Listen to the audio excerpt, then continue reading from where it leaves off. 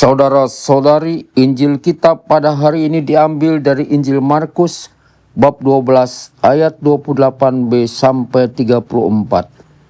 Pada suatu hari datanglah seorang ahli Taurat kepada Yesus dan bertanya, "Perintah manakah yang paling utama?"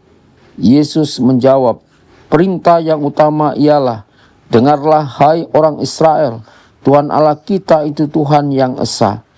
Kasihilah Tuhan Allahmu dengan segenap hati, dengan segenap jiwa, dengan segenap akal budi, dan dengan segenap kekuatanmu. Dan perintah yang kedua ialah kasihilah sesamamu seperti dirimu sendiri. Tidak ada perintah lain yang lebih utama daripada kedua perintah ini." Berkatalah ahli Taurat itu kepada Yesus, "Guru, tepat sekali apa yang kau katakan bahwa Dia itu esa dan tidak ada Allah lain kecuali Dia.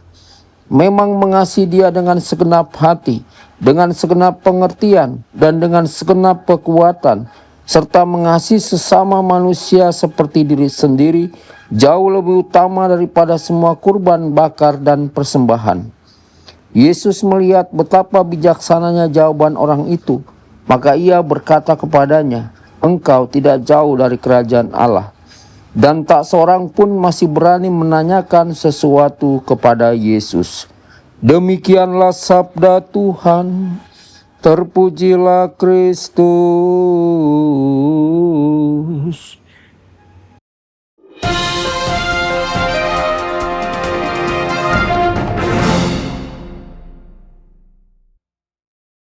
Dalam nama Bapa dan Putra dan Roh Kudus. Amin. Saudara dan saudari terkasih dimanapun Anda berada, jumpa lagi dengan saya Romo Tedens dalam saluran Warta Kabar Sukacita. Semoga Anda semua dimanapun berada senantiasa dalam keadaan sehat dan bahagia. Saudara-saudari, Injil hari ini membawa kita masuk ke suasana saat Yesus berada di Yerusalem beberapa hari sebelum sengsara dan wafatnya. Pada masa itu umat Israel sedang mempersiapkan perayaan Paskah. Anak-anak domba dibawa ke kota dan diperiksa dengan teliti untuk memastikan bahwa semuanya tanpa cacat dan layak dikurbankan. Saudara-saudari terkasih, tanpa kita sadari, apa yang terjadi pada domba-domba itu juga terjadi pada Yesus. Ia masuk ke Yerusalem pada hari Minggu Palma, dan sepanjang minggu itu ia diperiksa oleh ahli Taurat, oleh orang-orang Farisi, dan oleh orang Saduki. Mereka mengajukan pertanyaan-pertanyaan, mencoba mencari kesalahan dan menjebaknya. Namun satu hal menjadi jelas, mereka tidak menemukan kesalahan pada Yesus. Bahkan gubernur Romawi Pontius Pilatus sampai 3 kali menyatakan bahwa Yesus tidak bersalah. Saudara-saudari, Yesus adalah anak domba Allah yang tanpa cacat. Ia bukan hanya sekadar korban, tetapi korban yang sempurna yang akan menyerahkan dirinya demi keselamatan kita. Di tengah situasi itu datanglah seorang ahli Taurat dengan sebuah pertanyaan. Hukum manakah yang paling utama? Kita tahu bahwa dalam hukum Musa ada begitu banyak aturan sampai ratusan jumlahnya. Orang bisa dengan mudah terjebak dalam kerumitan aturan. Namun Yesus menjawab dengan sangat sederhana dan mendalam, "Kasihilah Tuhan Allahmu dan kasihilah sesamamu seperti dirimu sendiri." Saudara-saudari terkasih, di sini Yesus menunjukkan bahwa inti dari seluruh hukum bukanlah aturan-aturan yang rumit, tetapi kasih. Semua hukum menemukan maknanya dalam kasih. Tanpa kasih, hukum menjadi beban, tetapi dengan kasih, hukum menjadi jalan menuju kehidupan. Ahli Taurat itu mengerti.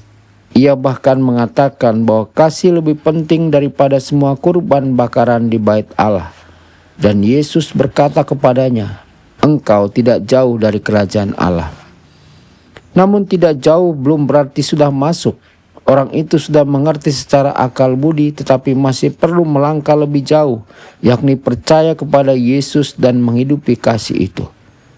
Saudara-saudari, inilah pesan penting bagi kita.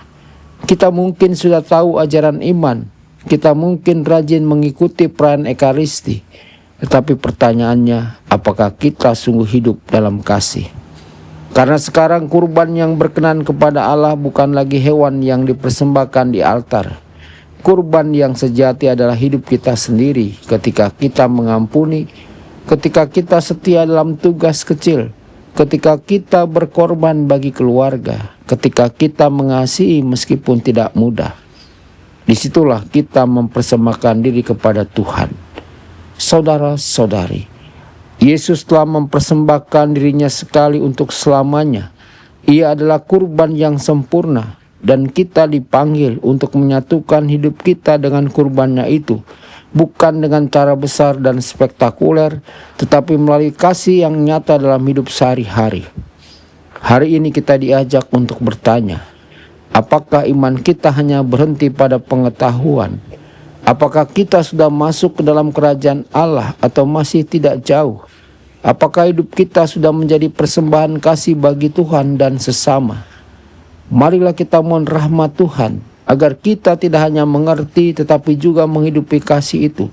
Agar setiap hari dalam hal-hal sederhana, hidup kita sungguh menjadi kurban yang hidup dan berkenan kepada Allah.